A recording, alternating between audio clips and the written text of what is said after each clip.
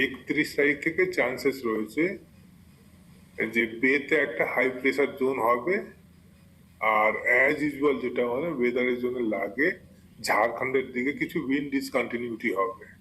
ফলে চান্সেস রয়েছে 31 তারিখ, 1 তারিখ আমাদের সাউথ বেঙ্গলের বিশেষ করে কোস্টাল জেলাগুলোতে ইনক্লুডিং কলকাতা বৃষ্টির চান্সেস রয়েছে। নর্থ বেঙ্গলে যদি বলি, দার্জিলিং এর চান্সেস রয়েছে প্রত্যেক দিনই বৃষ্টি হবে কিছু না কিছু, খুব লাইট রেন।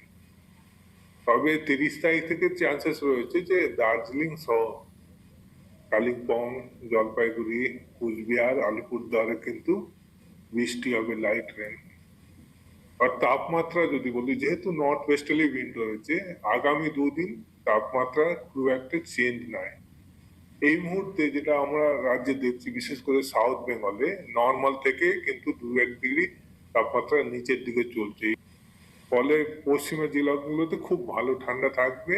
কোস্টালে যেটা আমরা বলি যে প্লেজেন্ট থাকবে, সকালের দিকে ঠান্ডা লাগবে, দুপুরবেলা প্লেজেন্ট ওয়েদার থাকবে।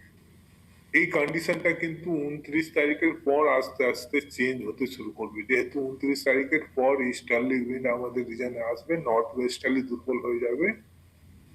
ফলে 29 তারিখ থেকে বিশেষ করে সেকেন্ড হাফ থেকে দেখা যাবে যে তাপমাত্রা মিনিমাম 2 থেকে 4 ডিগ্রি আমাদের সাউথ বেঙ্গলে বাড়বে।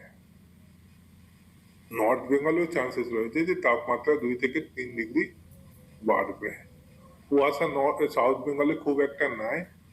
নর্থ বেঙ্গলে যদি কুয়াশা বলি, বিশেষ করে মালদা, দিনাজপুর, কুচবিহার, দার্জিলিং এর যে লোয়ার পার্ট শিলিগুড়ি এরিয়াতে ভালো কুয়াশা থাকবে আজকে আগামীকাল।